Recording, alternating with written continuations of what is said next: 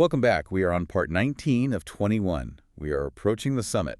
Today, we're talking about the ultimate fallback position. What happens when everyone turns their back on the truth?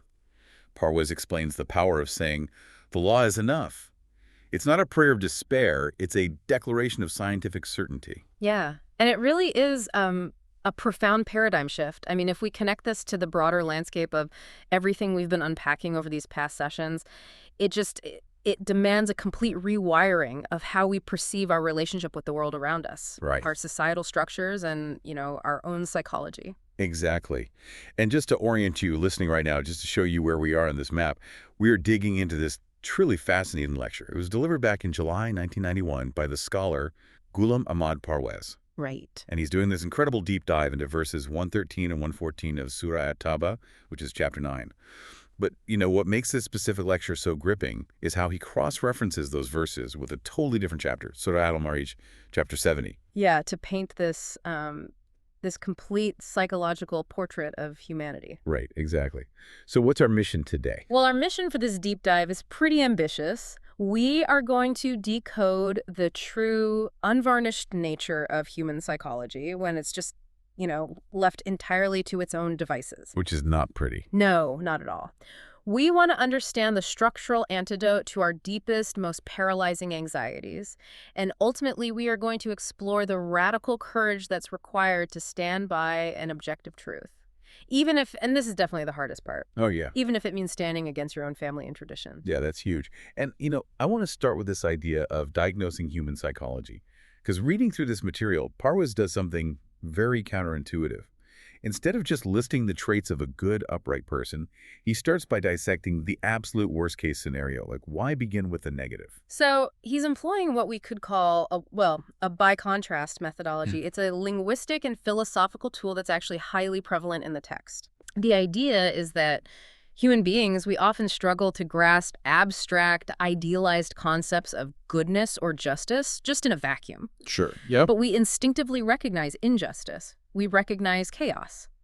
So if you want to understand the profound characteristics of people who uphold a just, equitable system, you first hold up a mirror to their exact opposites. You look at the people who actively run away from a just system. Exactly. That makes a lot of sense. It's like trying to explain what light is to someone by first just putting them in absolute darkness. Precisely. And the Arabic phrase used in Surah 70 to describe this action is quite vivid. It describes someone who literally turns their back and walks away when presented with a system of absolute truth and justice. Wow. They don't just misunderstand it, they actively reject it. But, that begs a massive question. If a system is objectively just and equitable, why would anyone actively turn their back on it? We have this pervasive, almost romanticized idea in modern society that human beings are fundamentally enlightened. Right, the noble savage myth. Yeah. We like to think that we are born as these perfect, noble creatures, and society just corrupts us. If that were true, we would naturally run toward justice, not away from it. That romantic view of human nature is incredibly common, but the source text vehemently argues against it. Parwez completely shatters that illusion. And to illustrate this, he points to a fascinating and, frankly, kind of disturbing historical anecdote involving the Mughal Emperor Akbar. Wait, Emperor Akbar? Like the 16th century ruler in India? That's the one. What kind of experiment did he run? Well, Akbar was intellectually curious, right? And he was surrounded by philosophers and theologians who were constantly debating the true natural state of human beings. They wondered what language a human would speak if they were never taught one and what their default moral state would be. Okay, I see where this is going. So to test this, Akbar ordered an experiment. He took a group of newborn infants and had them raised in a specially constructed, isolated structure right in the middle of a dense jungle. Oh my God. Yeah, entirely cut off from human civilization. That is deeply unethical by any modern standard. Who was raising them? They had caregivers, like wet nurses and guards. But these caregivers were strictly forbidden from speaking a single word. Wait, no talking at all? No talking, making any human expressions, or socializing with the children in any way. Their sole job was physical maintenance, feeding them and keeping them alive. No language, no culture, no moral instruction, no human warmth. Wow. So what happened? Because if the romantic idea is true, these kids should have grown up to be Fewer untainted philosophers living in perfect harmony. The reality was tragically different. When the children grew older and the emperor finally went to observe them, they hadn't developed a divine language or some utopian moral code. They were completely animalistic. Just feral. Feral. They grunted, they fought purely on instinct, they communicated through base physical dominance, they possessed no higher intellect or moral framework. They basically operated entirely on the same base survival mechanics as the wildlife in the surrounding jungle. That is, I mean, wow. So without external guidance, without a system of development, we don't naturally drift toward enlightenment. We just stay at the level of the jungle. Exactly. That is the core synthesis Parwez draws from this. What we colloquially call human nature, that supposedly noble core, is actually a myth when left uncultivated. Our baseline is simply animal instinct. Right. True human nature, what the text refers to as fitrat Allah, or the divine nature, is not a default setting you're simply born with. It's a potential. It's a seed that has to be actively, rigorously developed and cultivated through adherence to a higher law or system. I'm trying to wrap my head around this. So it's not that we were born evil. It's just that we were born blank with a massive set of survival instincts. It reminds me of a piano. A piano. Yeah, like if you buy a grand piano, it has the potential to produce Mozart, but if you just leave it alone, or if someone without any training just starts banging on the keys, you're just going to get terrible noise. That's a very apt analogy. You only get music if you apply a rigorous system of theory, practice, and discipline. Precisely. Left to our uncultivated animal instincts, we produce the societal equivalent of banging on piano keys. Chaos. And the text goes into forensic detail about what this internal chaos looks like. It outlines a psychological profile of this uncultivated baseline. We could call it the triad of human panic. The triad of human panic. I like that. Surah 70 uses 3 specific Arabic terms to describe how this animal instinct manifests when it isn't guided by a higher law. Okay, I definitely want to hear this because diagnosing the problem is step 1. What is the first piece of this triad? The first concept, halua, translates to a state of baseline impatience and agitation. It describes a fundamentally restless psychology. The uncultivated human is always in a rush, chronically dissatisfied, and completely unable to sit still with the present moment. There's just a constant, low-level internal friction. Okay, wait, I want to push back on this a little bit. Is impatience always a negative thing? How do you mean? Well, isn't impatience what drives innovation? Like, we got impatient with riding horses, so we invented cars. We got impatient with sending letters by boat, so we invented the internet. Why does the text frame this as a foundational failing? That is a really crucial distinction to make. There is a profound difference between the drive to improve the human condition and the psychological agitation the text is describing. Okay. The drive for innovation is constructive. It seeks to solve a problem for the benefit of society. But the halua agitation the text describes is an existential, panicky impatience. Oh, okay. It's the feeling that the universe is not moving fast enough to satisfy your immediate personal appetites. It's a complete lack of internal equilibrium. It's not about inventing the car. It's about honking your horn furiously in a traffic jam because your individual progress is temporarily halted. Okay, that makes total sense. It's a self-centered panic. Yeah. So what happens when that agitated person actually encounters a real problem? That brings us to the second piece of the triad, jazua. When that baseline agitation encounters friction, it instantly mutates into despair. It describes a person who completely loses their psychological footing, wailing, complaining, and falling apart the moment they are touched by even the slightest hardship or inconvenience. They have absolutely zero emotional resilience. It's the transition from annoyance to a full-blown meltdown. Exactly. The text illustrates this as someone screaming that their entire life is ruined just because a minor obstacle appeared in their path. They perceive every setback not as a challenge to be overcome, but as a catastrophic attack on their survival. And the third piece of the triad. The third piece, manua, is the inevitable behavioral result of the first two. Because this person lives in a state of agitated panic and catastrophizes every hardship, when they finally do experience prosperity, their immediate instinct is to hoard it. Oh, wow. They become incredibly tight-fisted. They withhold resources from others and lock them away, driven by the terrified assumption that the prosperity is fleeting and disaster is just around the corner. This is wild to me because reading this 1991 analysis of an ancient text, it feels like Parwez is just holding a mirror up to our modern world. Think about the average person navigating the world today. This triad impatience, despair over minor friction, and tight-fisted hoarding, It's basically the exact psychological profile of our hyper-individualistic society. How do you see that manifesting practically? Just look at how we interact with technology and inconvenience. For the impatience part, we are chronically agitated. If a web page takes 3 seconds to load, we get visibly frustrated. Right. If a text message doesn't get an immediate reply, we assume something is terribly wrong. We are agitated by default. Then, the lack of resilience. We experience a minor inconvenience, like a delayed flight or bad Wi-Fi, or someone leaves a critical comment on our social media, and we spiral. We completely lose perspective. Yes. We go into full doom-scrolling mode. We act like the sky is falling. And finally, the hoarding instinct. Look at what happens the second there's a whisper of a supply chain issue or a crisis. What do people do? No, empty the shelves. Exactly. They run to the store and hoard 50 packs of toilet paper and 100-pound bags of flour. When times are good, we don't build longer tables to share. We build higher fences to protect what's ours. We are a society operating entirely on this baseline animal panic. Your connection to modern behavior is highly accurate. You are describing a society that has vast technological resources, but has structurally failed to cultivate that higher human potential. When a culture's operating system is built on agitation, catastrophizing, and hoarding, it is a society running purely on fear. So if this anxious, hoarding, panic-driven mentality is the default baseline of an uncultivated humanity, how do we fix it? Because obviously you can't just tell an anxious animal to be nice or worry less. If I'm hoarding water because I'm terrified of a drought, a bumper sticker about sharing isn't going to change my behavior. Precisely. Appealing to sentimentality is completely useless against deeply ingrained survival instincts. The cure requires a fundamentally different economic and social operating system. You have to change the environment. You have to change the structural environment to change the psychological behavior.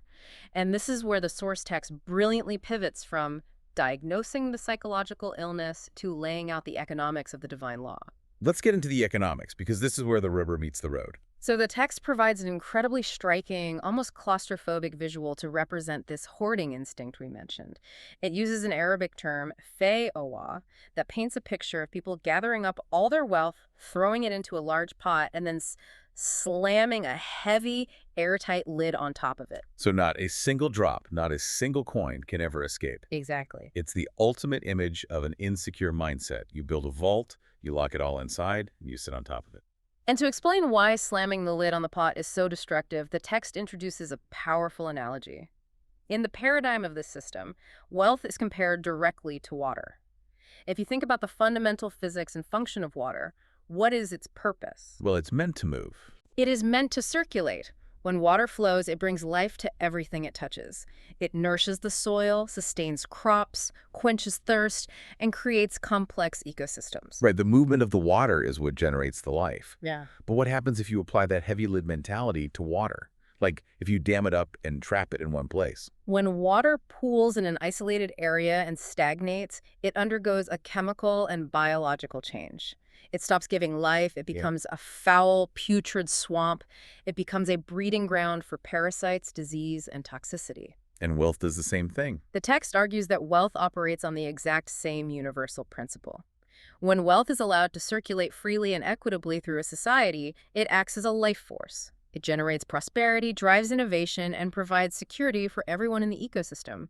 But when it pools in the hands of a few who slam a lid on it, it stagnates. Wow. And economic stagnation becomes a societal toxin. It rots the moral fabric of the community, breeds resentment, and ultimately leads to collapse. I have to say, reading this part of the 1991 lecture, it feels like Parwez is plunging right into the middle of our modern political debates. It sounds like he's taking a definitive stance in the argument between modern capitalism and socialism. It is very tempting to view this text through the lens of our current political binary. Yeah. However, as analysts of this material, it's really important we recognize that Parwez is not writing a modern political manifesto. Right. And we should make it clear to you listening that we're not taking sides in modern political debates here either. We're just strictly analyzing the economic philosophy presented in the original source material. Exactly. He is not endorsing a specific 20th century political party. He is strictly looking at the psychological and societal mechanics of wealth concentration from the perspective of an ancient text. The philosophy presented here simply views the extreme concentration of wealth as an objective, structural danger to society, independent of whatever political labels we might apply to it today. That makes sense. It's less about a political platform and more about the fundamental laws of societal physics. Stagnant water equals disease. Stagnant wealth equals societal rot. So the goal of this system is to smash the lid off the pot and get the water flowing again. How does it propose we do that? Because historically, the way we try to fix wealth inequality is through charity.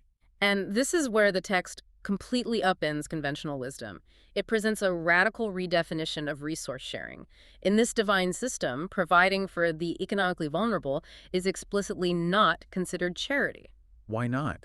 Charity is universally viewed as a good thing. What is wrong with the concept of charity? It has to do with the psychological underpinnings of the act. The concept of charity carries an implicit, often unspoken hierarchy. How so? It implies that the person giving the money is superior, benevolent, and generous. They're stepping down from their high horse to bestow a favor. Conversely, it implies that the person receiving the money should feel inferior, indebted, and profoundly grateful. It maintains a power dynamic that is fundamentally based on pity. Ah, I see. It strokes the ego of the giver. Exactly. It allows the giver to feel righteous while maintaining the structural imbalance. The Quranic text rejects that dynamic entirely. Instead, it uses a term, haqqan ma'lum, that translates to a recognized mathematical right. A recognized mathematical right. That sounds incredibly cold and calculating compared to the warmth of charity. Well, it sounds cold only if you are attached to the emotional payoff of feeling like a savior. The text identifies two distinct categories of people in society who require resources, the sa'il and the mahrum. Okay, who are they? First, those who are actively asking for help because they cannot currently meet their baseline needs. Second, those who are deprived or incapacitated, perhaps due to illness, disability, or systemic disadvantages, and cannot earn a living through no fault of their own, even if they aren't actively begging. Okay, so the vulnerable and the marginalized. The text states that a specific portion of the circulating wealth in a society is the absolute right of these individuals. It is not a gift. It already belongs to them by virtue of their existence within that societal ecosystem. I think this is my favorite insight from the entire text. It's a total aha moment. Because if I'm wealthy in this system and I transfer part of my wealth to someone who is struggling, I am not being a generous savior. I am simply paying them what is already mathematically theirs. To use an analogy, I'm just delivering their mail. That is a brilliant way to frame it. You are the postman. Yeah. When a postman hands you a letter with your name on it, you don't fall to your knees and weep with gratitude for the postman's boundless generosity. The postman is just doing their job, facilitating the flow of information. Right. And the postman doesn't get an ego boost from handing me my own electric bill. Precisely. When you understand wealth distribution as a recognized right, you are fulfilling an obligation, not performing a favor. You don't expect the recipient to kiss your feet because you are merely recognizing their inherent right within the flowing river of that society's economy. It completely surgically removes the ego from the act of giving. And it brilliantly cures that hoarding instinct, that panic we talked about earlier. If I realize that the excess wealth in my possession isn't entirely mine to begin with, then slamming the lid on the pot isn't just me being a little selfish or overly cautious. It's practically embezzlement. I am withholding someone else's mail. Exactly. But to execute this kind of radical, ego-free resource sharing across an entire society, I mean, you can't just rely on normal people operating on their baseline animal instincts. It requires a massive shift in consciousness. You need a society populated by individuals who have actively cultivated that higher potential we discussed earlier. The text refers to these individuals collectively as the Mushrikeen. And this brings us to a major theme of the lecture, redefining the rituals that are supposed to build this exact kind of character. This part of the text takes a huge swing at how religion is often practiced today. Because when you hear a term like Mushrikeen or the word salat, which is usually translated as prayer, most people immediately picture physical rituals. Yes, the text is highly critical of the illusion of ritualistic religion. It vividly describes the mindset that believes religion is merely a series of physical postures. You picture someone standing in a place of worship, obsessing over whether their hands are tied exactly in the right position, making sure they bow at the perfect geometric angle, hyper-focusing on the precise pronunciation of ancient syllables. The critique here is that people believe if their physical posture is correct, their religious duty is perfectly fulfilled. Even if their internal psychology and their daily actions outside the place of worship are completely disconnected from the actual purpose of the system, Right. they reduce a profound, life-altering developmental system into a mere physical pantomime. It becomes a performance. It's like someone who buys an expensive gym membership, puts on all the high-end athletic gear, goes to the gym, stands on a treadmill without ever turning it on, and then goes home and tells everyone they're an elite athlete. That's a great image. They went through the visual motions of fitness, but they didn't subject their muscles to any actual resistance. Nothing internally changed. So if it's not just about the physical ritual, how does Parwez redefine what it means to be one of the Mushrikeen? He points out that the text characterizes them with a specific word, da'amun, that means a permanent, continuous, uninterrupted state. Salat is not a temporary 10-minute ritual that you perform a few times a day to act holy, only to return to your baseline animal instincts of hoarding and impatience the moment you leave the building. It is a 247 relentless commitment to establishing and upholding this just socioeconomic framework. So the physical prayer isn't the main event. The physical act of gathering and praying is meant to be the training ground, the orientation meeting, really, for the actual continuous work. It is where you align your focus, but the real test of your salat is how you conduct your business deals, how you treat the marginalized, and how you manage resources in the hours between those meetings. I'm curious how this redefinition applies to other practices.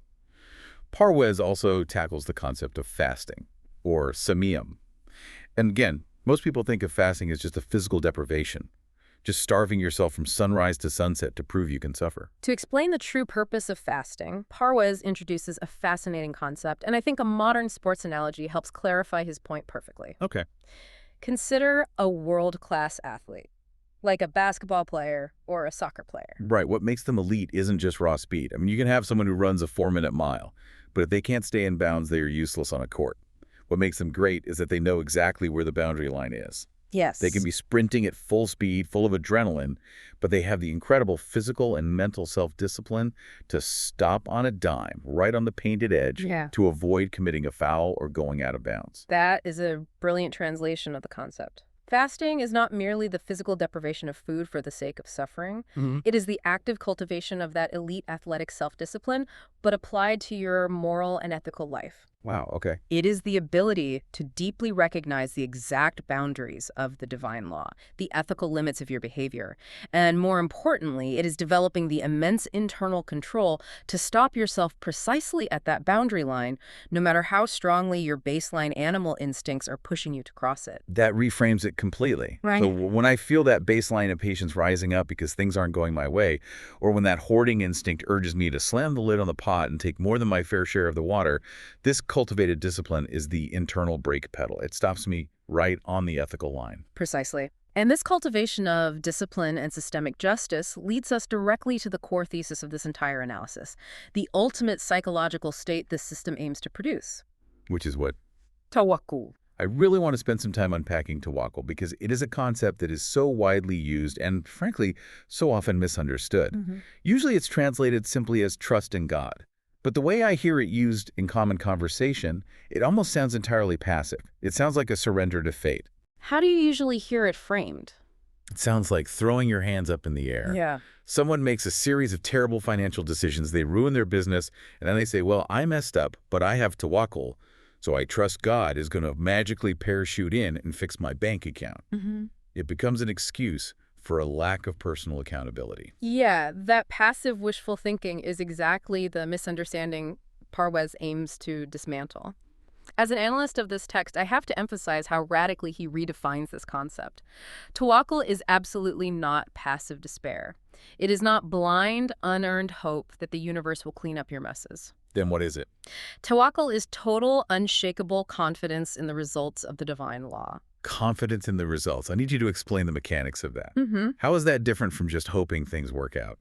Think of it in terms of scientific certainty. When an aerospace engineer designs a plane according to the immutable laws of aerodynamics and physics, they don't sit on the runway crossing their fingers and hoping gravity decides to let them fly today. They have absolute confidence in the result because they understand the law and they have done the math. The text presents this entire system, the ethics, the economics, the discipline, as a law of requital.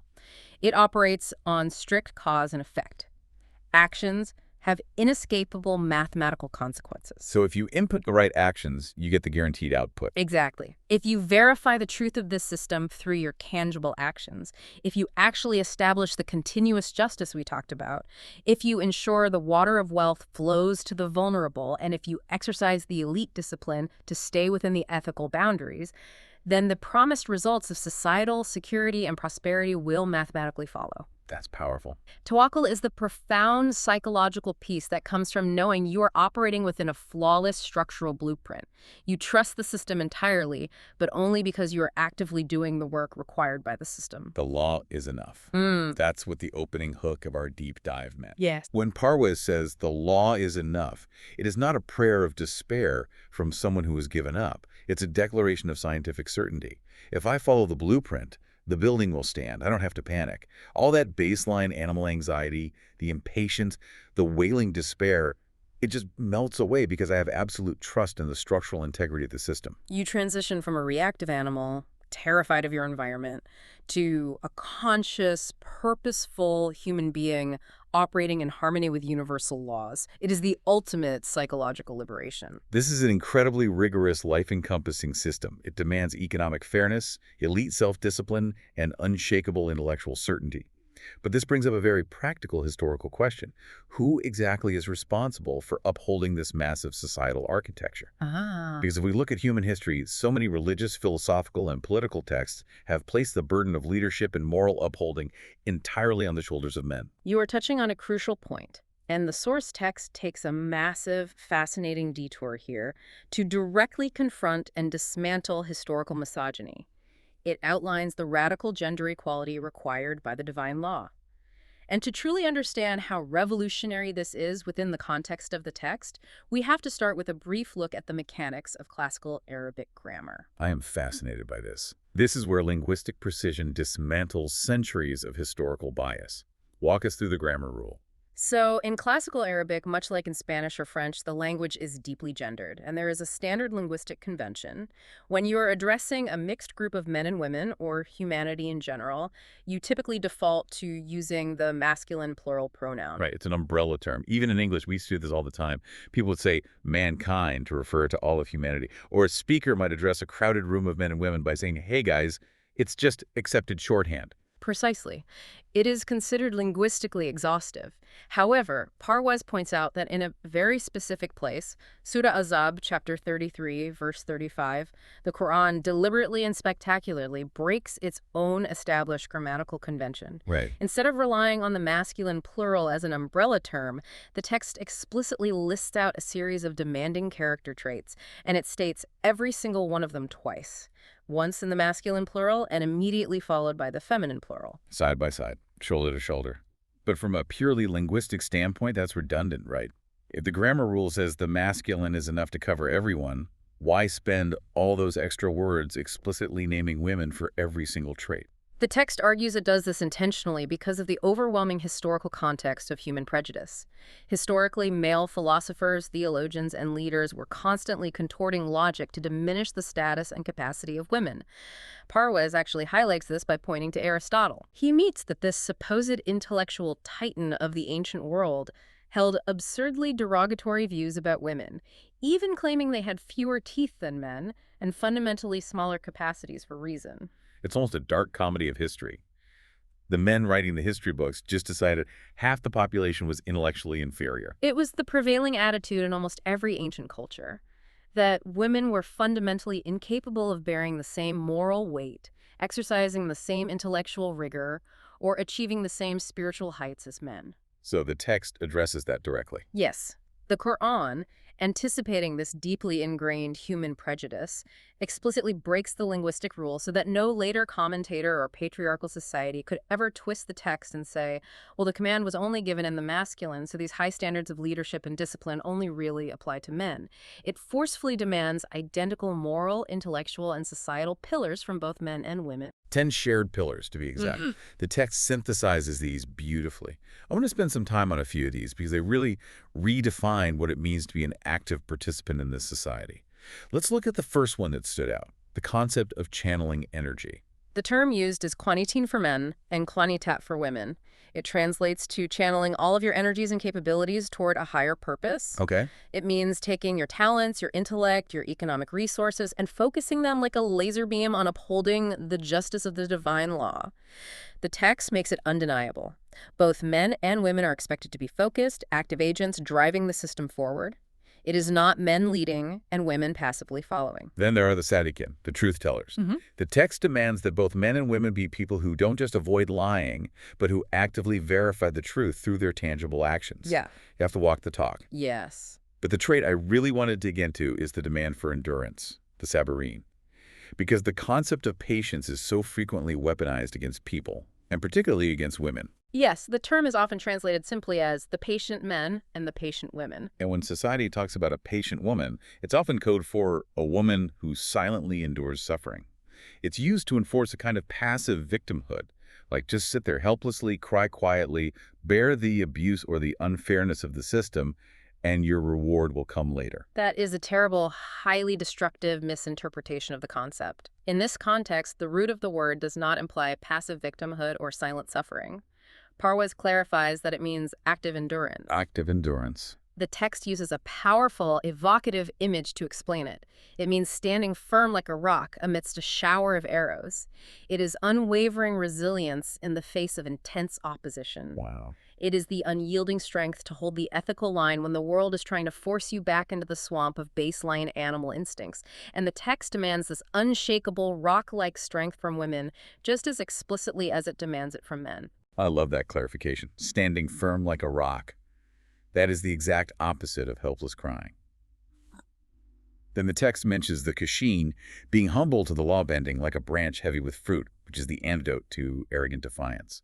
And finally, the zakir, the concept of constant vigilance. Yes, the demand to keep the divine law at the forefront of your mind at all times. It is a state of constant psychological awareness. Right. The goal is to have the ethics of the system so deeply integrated into your psychology that the moment a dark, unethical, or selfish thought enters your mind, the moment that baseline urge to hoard or panic surfaces, your awareness of the law instantly dispels it. It requires rigorous intellectual maintenance from both genders equally. So we have this beautiful framework of absolute equality and moral and societal responsibility. But there is one specific area where human societies, across almost all cultures and eras, have historically created the most toxic, hypocritical double standard imaginable. And the text addresses it head-on. The double standard of chastity and modesty. It is a profound and necessary societal critique. Whether you look at modern liberal societies or deeply traditional conservative cultures, you find a pervasive, deeply ingrained double standard regarding sexual ethics and self-control. We hear it constantly in the phrase, boys will be boys. Society bends over backwards to make endless excuses for male wandering, male aggression, and the male lack of control. Yes. The underlying assumption is that men are just biologically incapable of keeping themselves in check. But simultaneously, those exact same societies will place a suffocating restrictive lock on women and girls under the guise of protecting societal honor. The entire burden of maintaining a pure, modest society is placed almost exclusively on the behavior, the movement, and the clothing of women. The Quranic correction here is sharp, undeniable, and structurally revolutionary. When the text discusses the command to lower the gaze, to exercise self-restraint, and to protect one's chastity, it does not start by addressing women. It starts with men. The command is explicitly, deliberately given to men first. That completely flips the script on traditional patriarchal enforcement. It is a radical shift in the locus of accountability. The text is stating unequivocally that the responsibility for a morally pure, respectful, and safe society rests equally upon men, and the directive begins with them. Right. Think back to the sports analogy for fasting we discussed earlier. The elite discipline to start precisely at the boundary line. If men actually exercised that cultivated discipline, if they stopped on the ethical boundary line and lowered their gaze, the societal panic over protecting honor through suffocating restrictions on women would be revealed as entirely unnecessary. Exactly. The text demands absolute, rigorous male accountability first and foremost, refusing to let them off the hook with excuses about animal instincts. It totally levels the playing field. Yeah. It strips away all the cultural excuses and the patriarchal loopholes. You are tasked with building a society of true equals, standing shoulder to shoulder, operating on the exact same economic and moral blueprint with absolute confidence in the scientific results of the system. Yes. It sounds flawless. It sounds like the ultimate human achievement. Yeah. But there is always a but when dealing with human dynamics. Exactly. What happens when this beautiful, equitable, just system is presented to the world and the people who fight against it the hardest aren't strangers or foreign enemies? What happens when the people trying to drag you back into the swamp of hoarding and inequality are your own blood relatives, the people you love and respect the most? This brings us to the final and undoubtedly the most difficult psychological threshold discussed in the text, the ultimate test, breaking the idols of tradition. It addresses the agonizing, deeply personal reality of choosing to live by an objective truth. The source text dives back into Surah At-Tawbah, verses 113 and 114, to explain a concept that I found incredibly sobering. It talks about the absolute limit of protection, using the term Istighfar. Istighfar is a term that is frequently translated simply as asking for forgiveness or pardoning a sin. But when we view it through the lens of the divine law as a system of scientific certainty, its meaning deepens. It essentially means asking for protection from the natural consequences of actions. And here is where the absolute structural integrity of the law becomes intimidating.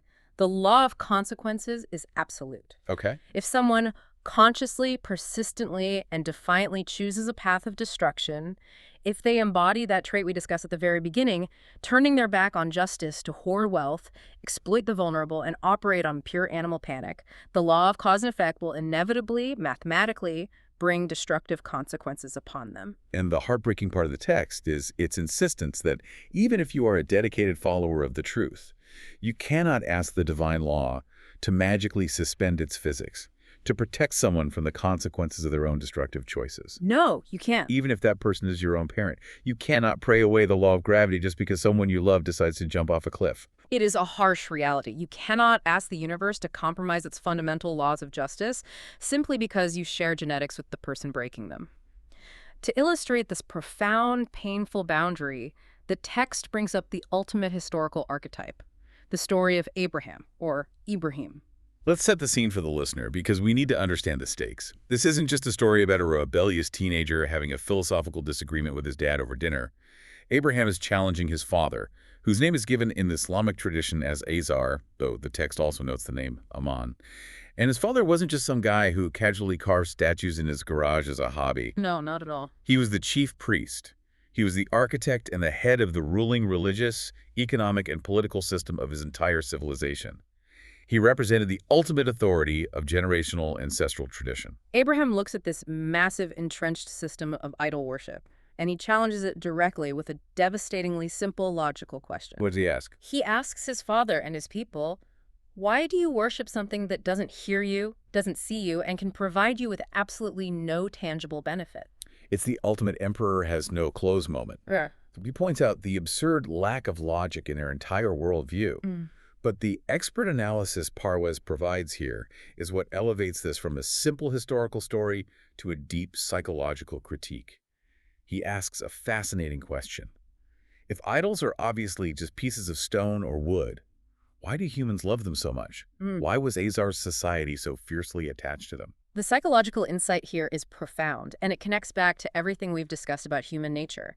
Humans love idols because idols are silent, they are mute, they do not have a will of their own, and they cannot issue commands. I want to make sure I grasp the implications that if you worship a piece of carved stone, that stone is never going to critique your economic policies. That stone is never going to look at you and tell you to stop hoarding your wealth and putting heavy lid on the pot.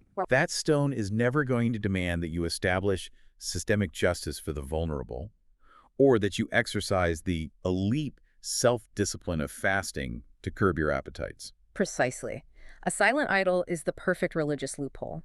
It allows you to indulge whatever your baseline animal instincts desire, whether that's hoarding, exploitation, or feeding your ego, while simultaneously providing you with the comforting, self-righteous illusion that you are being incredibly pious because you brought the statue a bowl of fruit or burned some incense in front of it. Wow. You get the emotional feeling of religion without any of the behavioral friction. And this is where the text turns the mirror directly onto us in the modern world. Yeah. Because obviously the vast majority of us aren't bowing down to stone statues in temples anymore.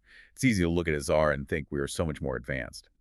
But the text argues that we do something functionally identical with our sacred texts and our revered traditions. How does the text draw that parallel? It suggests that if you take a sacred text, like the Quran, or any book of foundational wisdom, and you interact with it purely as a ritual object, if you obsess over the beautiful binding, and you keep it perfectly clean on the highest shelf, and you chant the words beautifully without ever actually understanding the commands or allowing those commands to challenge and change your economic or social behavior, you have essentially turned the book itself into a silent idol. That is a staggering, incisive critique of modern religious practice. interacting with a transformative text merely as a ritual object, deliberately avoiding its functional meaning, is treating it exactly like a piece of stone. Right. We do it for the same psychological reasons Azar's people worship statues. We want to feel safely enclosed in the identity of being religious or traditional without ever having to endure the immense discomfort and friction of actually changing our baseline behavior. We consciously silence the text so it cannot restrict our steps. So Abraham sees through all of this. He challenges this massive hypocritical system of silent idols. And how does his father, the chief priest, the man who represents blood, family, and tradition, react to this logical challenge? Does he stop and say, "Wow, son, you make a great point about the nature of wealth and idolatry"? No, his reaction is driven purely by the baseline anthill instinct of a threatened ego. He threatens his own son with brutal violence. He tells Abraham that if he does not stop challenging the ancestral tradition, he will have him stoned to death. He essentially says, "Get out of my sight or I will destroy you." And this brings us to the climax of the psychological journey, the moment of Tabarra'a, the painful disassociation. How does Abraham respond to the threat of death from his own father? He doesn't scream back. He doesn't fall into the animal instinct of agitation or despair. He maintains his cultivated discipline. He respectfully says peace. He tells his father he will distance himself, but he still hopes. He says he will ask for protection for his father, hoping that maybe, just maybe, his father is acting out of temporary ignorance and might eventually see the truth. That initial response shows immense grace. But the text is clear about what happens next. The moment it becomes undeniably crystal clear to Abraham that his father is not just temporarily ignorant, but is a permanent, conscious, and unyielding enemy to the divine system of universal justice, the moment it is clear Azar will never abandon his destructive system, Abraham takes the final step. What does he do? He completely cuts ties. He disassociates entirely. Truth over blood. It is the ultimate standard of integrity. The commitment to the divine law, to universal justice and equity, must supersede even the deepest, most primal bonds of ancestral tradition and family loyalty. If your family, your culture, or your tradition is the anchor actively dragging you down into the swamp of stagnation and exploitation, you have to cut the rope to reach the flowing river. Man, sitting with that. Oh. It is heavy. It requires a level of conviction and courage that is almost hard to fathom. To look at the people who raised you, the traditions that shaped your identity, and say, this is fundamentally unjust, and I cannot be a part of it. But that immense courage is the ultimate practical manifestation of tawakkul. Really? How so? You cut the rope not because you are callous or because you enjoy severing ties, but because you have arrived at an absolute scientific certainty that staying attached to a fundamentally destructive system will inevitably result in mutual destruction. You trust the objective law of cause and effect more than you trust the subjective comfort of the familiar. Wow. Let's try to synthesize this incredible journey for you listening, because we have covered massive psychological and societal ground today. We started by completely dismantling the romantic myth of human nature, realizing through the tragic experiment of Emperor Akbar that our uncultivated default is not enlightenment, but a chaotic, hoarding animal instinct, a state of constant baseline panic, catastrophic despair, and tight-fistedness. From there, we discovered the structural cure. We learned that we must move from a stagnant pond of hoarded wealth, where slamming the lid on the pot breeds societal rot, to the flowing river of a just economy. Right. An economy where caring for the vulnerable is not an ego-driven power trip of charity, but simply delivering the mail, honoring a recognized mathematical right. We saw that building and maintaining this flowing, equitable society requires absolute radical equality between men and women. We saw how the text shattered classical grammar rules and historical misogyny to demand that both genders stand as equal, shared pillars of truth, resilience, and ethical vigilance. And finally, we learned from the profound, painful archetype of Abraham that upholding this truth requires the ultimate courage, the willingness to sever ties with our deepest, most comfortable traditions and even our own blood if they become absolute impediments to universal justice. We truly see why the title of this section is "The Law is Enough." It is not a phrase muttered in defeat. It is a flawless, mathematically sound, actionable blueprint for human flourishing. When you verify the blueprint through action, the law truly is enough. It really is.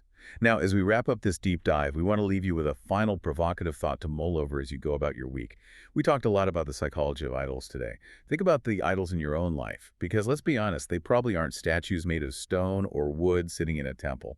Ask yourself, are your idols unquestioned family traditions that you continue to follow blindly just because That's how we've always done it, even if they are unjust. Are they your economic habits, the way you hoard your own resources and slam the lid on your own pot that you refuse to change simply because they make your animal instincts feel safe? Or Or is your idol a revered text sitting on your highest bookshelf? A book you respect endlessly, you keep it perfectly clean, you might even quote it, but you refuse to actually let it speak and challenge the way you live your daily life. remember the psychological insight. A silent text asks absolutely nothing of you, but a living law demands everything. Let that sit with you. And you definitely won't want to miss our next deep dive. Next time, in part 20, we'll look at the exact moment a society realizes its hoarded wealth cannot save it from the consequences of its own actions. We are almost at the summit. See you then.